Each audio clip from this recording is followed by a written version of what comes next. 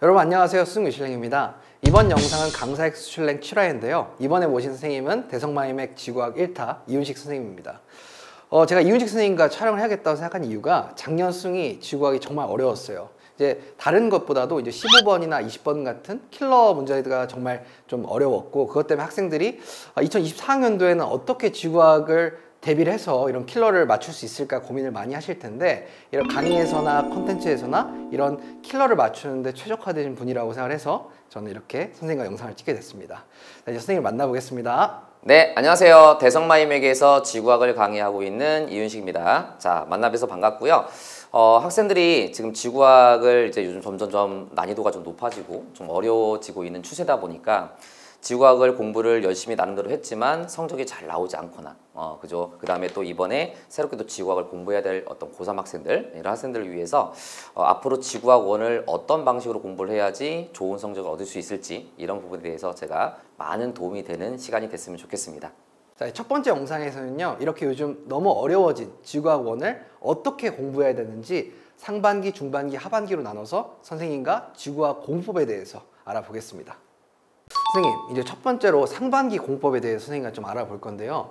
이제 선생님이 생각하셨을 때 효과적인 개념학습법, 이 개념이 지구학은 너무 중요하니까 그 효과적으로 어떻게 개념을 공부해야 되는지 좀 알려주실 수 있을까요?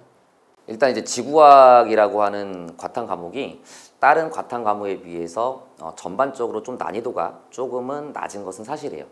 이것 때문에 이제 학생들이 지구학원을 많이 선택하는 이유가 될 텐데, 뭐 실제로 지구학원에 관심이 진짜 많아서 선택하는 학생들은 드물잖아요.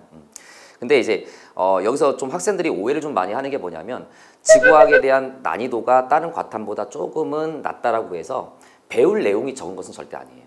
오히려 지구학 1 같은 경우가 다른 과탐 과목보다 내용 정리 측면에서는 양이 훨씬 더 많다는 것을 공부를 해보면 좀 알 거거든요. 그렇기 때문에 처음 지구학을 공부하는 학생들은 모든 내용을 다 처음부터 다 배우려고 하기보다는 그러니까 중요한 부분과 중요하지 않은 부분을 조금 선별하는 일단 연습을 좀 하셔야 돼요. 그리고 그 중요한 부분에 대해서는 다시 더 집중적으로 들어가서 이 내용이 왜 이렇게 되는가에 원리적인 탐구가 굉장히 중요하거든요. 실제 수능에서 나오는 문제가 단순히 기본 개념만 묻는 문제도 있지만 그 개념을 가지고 다시 한번 꼬아서 다시 추론을 하는 이런 문제가 되게 많거든요. 근데 대부분의 학생들은 그런 선지가 나왔을 때 그냥 단순히 무지성 암기만 해버리면 이것은 내가 배우지 않은 새로운 내용이다. 그래서 지엽이 나왔네? 이렇게 되는 경우가 되게 많아요. 그리고 그런 식으로 소문이 나는 경우도 되게 많고. 근데 사실은 실제 수능에서 나오는 문제는 그런 식으로 막연하게 외워야 될 지엽보다는, 물론 그런 것도 나올 수 있긴 하지만 그런 지엽보다는 우리가 배운 기본 개념을 바탕으로 해서 한 번 더 사고를 해서 거기서 확장을 시켜서 그 선지를 처리하는 이런 식의 문제가 많이 나오거든요.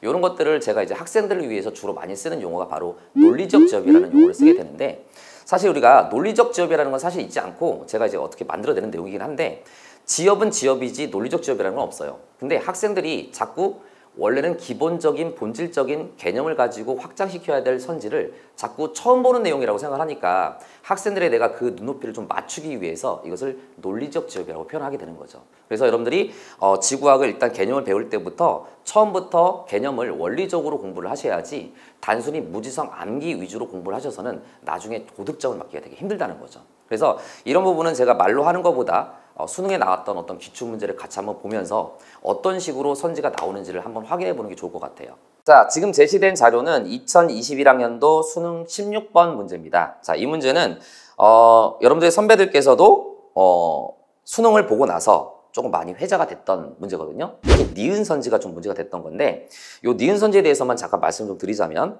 B와 B'의 중심액은 모두 탄소를 포함한다고 돼 있어요. 자, 근데 이 자료에서 B는 주결성 단계고 B'은 거성의 단계거든요. 근데 우리가 배운 교과 과정에서 뭐를 배우냐면, 주결성의 중심 핵에서는 수소핵 융합 반응이 일어난다. 그 말은 수소가 헬륨으로 바뀌는 거거든요. 그 다음에 B'은 이제 거성인데, 거성의 중심 핵에서는 헬륨의 융합 반응이 일어난다. 그럼 헬륨이 탄소로 바뀌는 거죠. 그러면 학생들 입장에서는 B'의 탄소를 포함한다는 것은 의심할 여지 없이 생각을 할 수가 있는데, 여기 문제에서는 모두 탄소를 포함한다고 해버렸기 때문에 그러면 중계열성의 중심액에서는 탄소가 있는가라는 고민을 하게 된다는 거죠. 근데 여기서 이제 잘못된 오답으로 가는 경우가 뭐냐면, 그렇지, 주결성의 중심액은 수소핵 융합 반응은 있지만 헬륨의 융합 반응은 없잖아. 그러니까 탄소는 없어. 이러다가 이제 틀린 학생들이 되게 많았다는 거죠. 근데 이제 이 선지는 지엽이 아니고 어떻게 생각을 해줘야 되는 거냐면 주기혈성 중심핵에 탄소가 있는가에 대한 질문에서 두 가지로 크게 풀 수가 있어요. 이 문제를 맞힌 학생들이 가장 많이 푼 방식이 뭐냐면 태양이라고 하는 주기혈성은 우리가 수소행 융합 반응 종류 중에 PP 반응과 CNO 순환 반응이 있는데 어쨌든 PP 반응이 우세하긴 하지만 CNO 순환 반응도 일어나거든요. 그러면 CNO 순환 반응이 왜 일어나느냐? 탄소가 있으니까 일어나는 거죠. 질소가 있으니까 일어나는 거고 산소가 있으니까 일어나는 거죠. 그래서 학생들이 이런 것들을 많이 연습한 학생들은 이 선지를 보면서 그걸 떠올린다는 거죠. 아, 그래. 태양은 어쨌든 CNO 순환 반응이 일어나. 그럼 탄소가 있으니까 일어나겠군 이라고 생각할 수가 있게 되는 거죠. 이게 첫 번째 방법이고, 두 번째는 조금 더 이 문제를 조금 더 원리적으로 근본적으로 해결하는 방법은 뭐냐면 어차피 별이라고 하는 것은 우주 공간에 존재하는 성간 물질들이 중력 수축을 통해서 만들어지기 때문에 꼭 반드시 별 내부에서 핵융합 반응을 해야만 그 온도가 있는 게 아니거든요. 그러니까 성간 물질에도 당연히 탄소라든가 질소라든가 산소라든가 이런 등등등의 기타 원소들이 소량이지만 다 포함이 돼 있다. 그렇다면 걔네들이 중력 수축을 통해서 별이 만들어진 거니까 당연히 주기혈성의 중심핵에서도 적긴 하겠지만 탄소가 있겠군이라고 생각하는 게 이제 두 번째 풀이 방법이 되는 거예요. 근데 이제 이것은 현실적으로 학생들 입장에서는 첫 번째 풀이 방식으로 접근했을 가능성이 더 높은데 어쨌든 첫 번째 방식이든 두 번째 방식이든 우리는 기본적인 개념을 원리적으로 학습해서 그것을 문제에 적용시키는 연습을 많이 해야 된다는 거죠. 이런 것들을 우리가 소위 말하는 논리적 지엽이라고 얘기한다는 거예요. 선생님, 이제 두 번째로 개념학습에 좀 질문하고 싶은 게 우리가 지구학 1, 2, 3단원에서 각 단원별로 좀 중요한 학습 포인트 같은 게 좀 있을까요? 일단 지구과학은 대단원으로 1단원, 2단원, 3단원으로 나뉘어지는데 일단은 제가 이제 설명 방식을 킬러급으로 많이 나올 수 있는 단원하고 그 다음에 킬러급으로 잘 안 나오고 조금 우리가 어느 정도 정리를 잘해야 되는 단원으로 구분을 해서 좀 설명을 드릴게요. 일단은 1단원하고 3단원이 킬러급으로 나오는 단원들이 좀 느낌이 좀 비슷한 부분이 있는데 1단원으로 얘기하자면 뭐 고지작이라든가 그 다음에 절대연령이라든가 그 다음 3단원 얘기하자면 뭐 외계행성 탐사라든가 이런 부분들은 개념만 가지고서 고난이도의 문제를 바로 해결하기는 힘들어요. 그렇기 때문에 가장 중요한 것은 기출문제고요. 이 기출문제를 면밀하게 분석을 하고 문제에서 어떻게 응용되고 있는지를 먼저 습득을 한 뒤에 그 다음에 그것만 가지고 안 되고요. 다양한 모의고사라든가 엔제에 나와 있는 문제들을 활용해서 그런 것들을 본인이 응용해서 적용해가는 연습을 많이 하셔야 됩니다. 자, 그렇게 보시면 되겠고 그 다음에 또 1단원 같은 경우는 이제 조금 비킬러 정도 나오는 단원들이 조금은 뭐 암석이라든가 뭐 이런 것들이 좀 암기해야 될 파트들이 좀 있어요. 사실은 공부에서 어느 정도 암기할 부분도 필요한 거거든요. 그런 부분들은 좀 꼼꼼하게 우리가 디테일하게 좀 암기를 잘 하셔야 되고 정리를 잘 하셔야 되고 또 3단원 같은 경우에는 우리가 이제 또 계산하는 문제가 이제 별의 특성이라든가 이런 부분은 좀 많이 나오기 때문에 그런 것들도 계산을 할 때 문제를 결국 맞추는 것도 중요하지만 우리가 시험 시간이라고 하는 것은 30분의 제한된 시간 동안에 우리가 문제를 풀어야 되기 때문에 조금 더 정확하고 빠르게 푸는 연습을 많이 하셔야 돼요. 그러니까 이것도 기출문제뿐만 아니라 EBS 문제들을 다양하게 풀면서 본인이 그런 것들을 빠르고 정확하게 푸는 연습을 많이 하셔야 된다는 거죠. 자, 근데 이제 2단원 같은 경우는 조금 1~3단원하고 느낌이 조금 다른데 2단원 같은 경우는 일단 원리적으로 공부해야 되는 것은 당연해요. 그리고 논리적 지엽이라는 게 가장 많이 써먹어야 될 단원이 2단원이거든요. 그래서 이 2단원은 약간 지구사회라고 얘기할 수 있는 부분이 뭐냐면 약간은 과학이라는 느낌보다는 조금은 약간 이런 듯 저런 듯 약간 귀에 걸면 귀걸이, 코에 걸면 코걸이 이렇게 약간 문장상에서 출제자의 의도를 읽어야 되는 이런 문제들이 많이 나오거든요. 그래서 원리적으로 공부를 하시되 이것도 역시 기출문제라든가 EBS 문제들을 많이 보면서 그 선지에서 애매하게 생각하는 것들을 밑줄을 그어가지고 그 선지들이 출제자가 의도한 것이 무엇인지 내가 처음에 이 선지를 생각할 때는 이렇게 생각했고 실제로 답을 보니까 이 선지에서 출제가 묻는 것은 이거였어. 그러면 그거에서 오는 차이점을 본인이 자꾸 간극을 좁혀가는 연습 그걸 하셔야지 여러분들이 2단원 같은 경우는 좋은 점수를 맞을 수 있지 않을까 이렇게 생각을 합니다. 그리고 2단원 같은 경우는 이제 자료 해석의 연습을 좀 많이 하거든요. 왜냐하면 2단원 같은 경우는 이제 우리가 대기와 해양 파트다 보니까 보통 이제 평가원에서 새로운 유형의 문제가 나왔을 때 처음 보는 자료를 제시해가지고 자료를 해석하는 문제들이 많이 나와요. 그러니까 이런 것들은 우리가 이제 기출 문제도 중요하지만 조금 많은 모의고사들을 많이 접하면서 생소한 자료들에 대해서 해석하는 연습 이것도 이제 2단원에서 굉장히 중요한 부분 중에 하나입니다. 근데 이제 세 번째로 이제 지금까지는 개념에 대한 질문을 드렸잖아요. 이제 기출 문제에 대한 질문을 드릴 거예요. 학생들이 기출을 몇 번이나 해독하고 또 어떻게 또 공부하고 이런 거에 대한 궁금증이 많을 텐데 선생님이 생각하는 기출 문제의 활용법은 무엇인가요? 자, 이제 기출 문제 같은 경우는 조금 이제 시기별로 이제 활용하는 방법이 조금 다를 수가 있는데 상반기, 그다음에 중반기, 하반기로 나눠서 말씀을 좀 드릴게요. 일단 상반기 같은 경우는 이제 개념을 학습하고 개념을 학습한 다음에 기출 문제를 바로 푸는 게 좋아요. 그래서 제가 이제 개념을 수업을 할 때 학생한테 항상 드리는 말씀이 중단원별로 개념을 정리했으면 그 다음에 기출을 풀어라, 이렇게 말씀을 많이 드리거든요.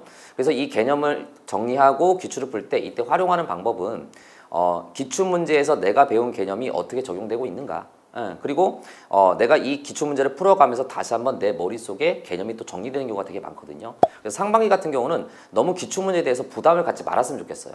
기출을 꼭 막 분석을 해야 돼, 막 이런 생각을 하지 마시고 이것은 개념에서 같이 세트로 묶여가는 거야 라고 생각을 하면서 기출 문제를 분석을 하시면 좋을 것 같고, 그 다음에 이제 중반기쯤 되게 되면 이제 학생들이 이제 배우는 내용도 많아졌고 어느 정도 내공도 많이 쌓였잖아요. 이때는 조금은 난이도가 높게 나왔던 문제 위주로 중킬러나 킬러급 혹은 뭐 논리적 지엽이라든가 제가 말씀드렸던 이런 추론하는 문제들, 그 다음에 새로운 자료가 나왔었던 기출 문제들, 이런 것들 위주로 좀 집중적으로 공략하는 게 되게 필요한데 일단은 기출 문제를 풀면서 사고 과정, 시야가 확장이 됐기 때문에 본인 스스로 그 기출 문제에서 조건이라든가 어떤 이 선지가 이 발문이 왜 이런 말이 들어갔는가 이런 것들을 따지는 것도 되게 중요하지만 아무래도 학생들의 한계가 있거든요.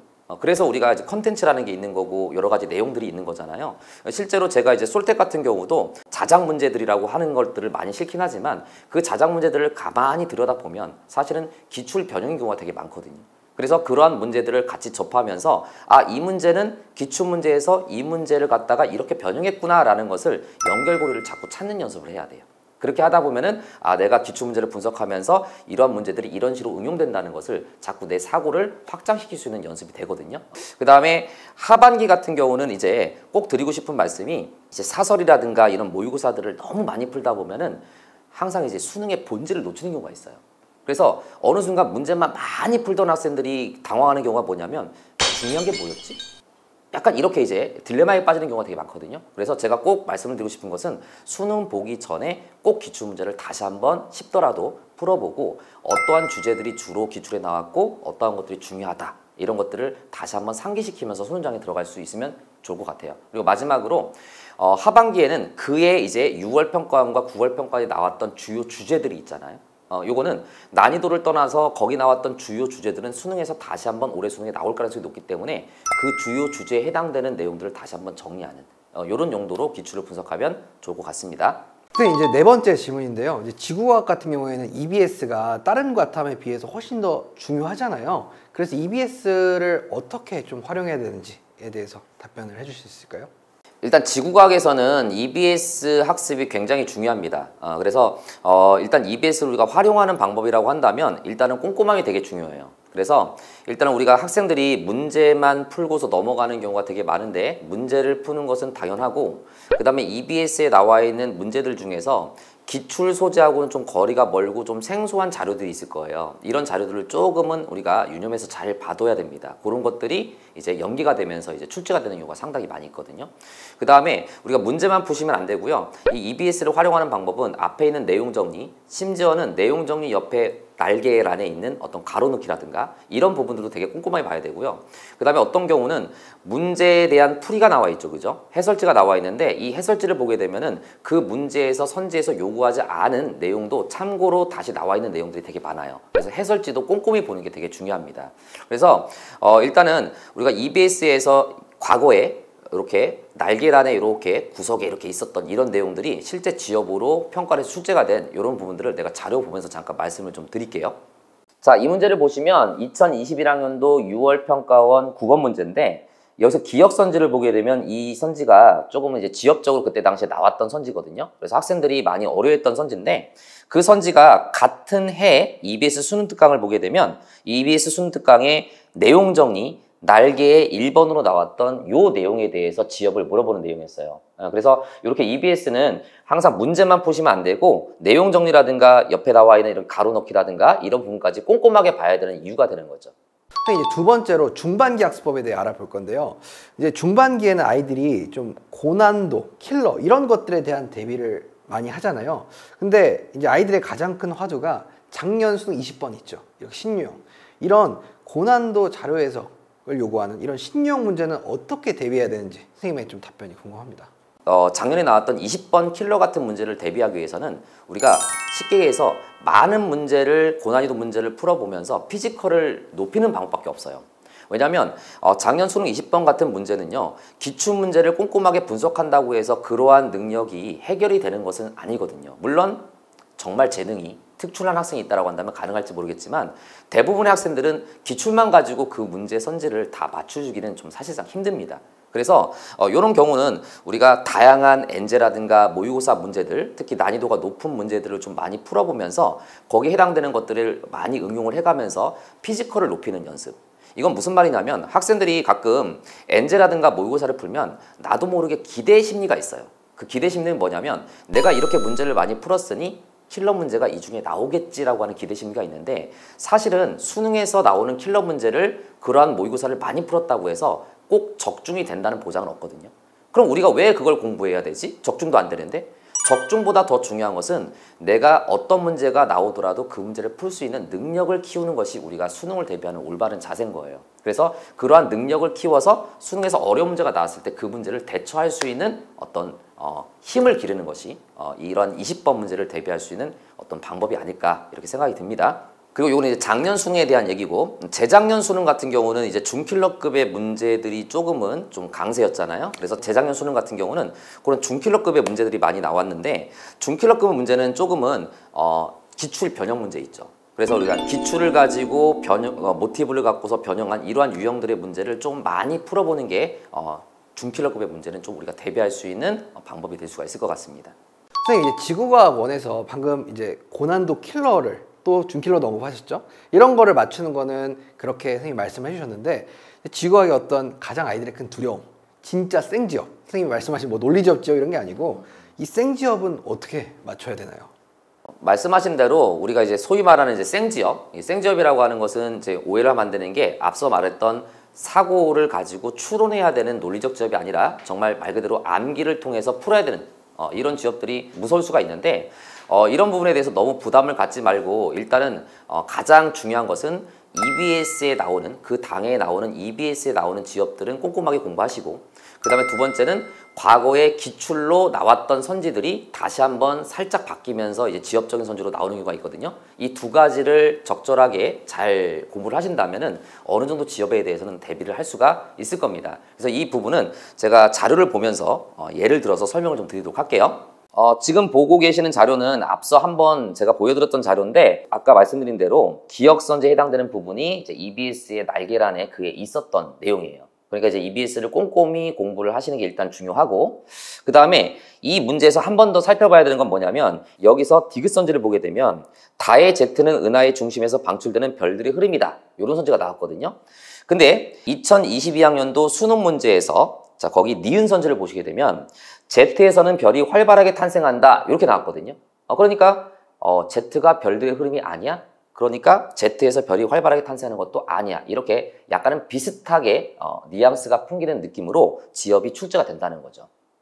이렇게 EBS에 나와 있는 내용이 어떤 지업의 기준이 될 수 있으니까 EBS에 나와 있는 내용들은 꼭 숙지를 하시고, 그 다음에 기출문제에서 나왔던 것들을 우리가 좀 대비를 한다면 어느 정도 지업에 대해서는 조금 대비를 할 수 있지 않을까, 이렇게 생각이 들고, 추가적으로 사실은 이제 교과서를 좀 더 보면 좋겠지만 교과서에 있는 내용들이 방대하기 때문에 그 내용을 다 보기보다는 제가 앞서 말씀드린 그런 두 가지를 꼼꼼하게 챙기시는 게 더 중요할 것 같습니다. 이제 세 번째로 하반기로 넘어왔습니다. 이제 하반기 공법에 대해 질문을 드릴 건데, 첫 번째로 좀 파이널에 이제 아이들이 워낙 이제 뭐 엔제도 풀고 실무도 풀고 또 기출도 복습하면 할 게 많잖아요. 좀 선생님이 생각하실 때 하반기에 좀 공부해야 될 것들, 뭘 또 집중적으로 해야 될지 이런 걸 좀 정리해 주실 수 있을까요? 하반기에는 이제 점점 수능에 다가오잖아요. 그래서 저는 항상 학생들한테 이 시점에 말을 하는 게 있어요. 뭐냐면 다른 과목과 다르게 지구과학은 항상 수능을 보기 전까지 개념과 문제풀이가 같이 병행이 돼야 된다. 네, 그래서 어느 한쪽으로만 치우쳐서는 안 돼요. 개념만 너무 해도 안 되고 문제풀이만 너무 해도 안 되지만 개념을 공부하는 시간과 그 다음에 문제풀이 시간을 따로 잡아서 두 개를 같이 균형이 맞게끔 공부하셔야 마지막까지 좋은 결과를 얻을 수 있거든요. 그리고 여기서 문제풀이 쪽에서는 뭐 엔제도 있고 뭐 여러 가지 문제들이 있긴 하지만 저 같은 경우는 되도록이면 마지막 파이널 기간이기 때문에 조금은 실전적인 연습을 많이 해야 되잖아요. 그래서 시간을 딱 재고서 풀 수 있는 모의고사를 좀 많이 풀어보는 게 조금 엔제보다는 조금 더 도움이 많이 되는 경우를 많이 봤어요. 그래서 하반기 때는 개념 정리를 계속 틈틈이 복습하면서 모의고사를 시간 내에 푸는 이러한 실전 연습을 많이 하시고 그 틀린 문제에 대해서는 반드시 피드백을 하시고 이렇게 연습을 하시면 좋은 결과가 있지 않을까라는 생각이 듭니다. 지구과학 원에서 하반기 실무는 주당 몇 개나 푸는 게 좋다고 생각하세요?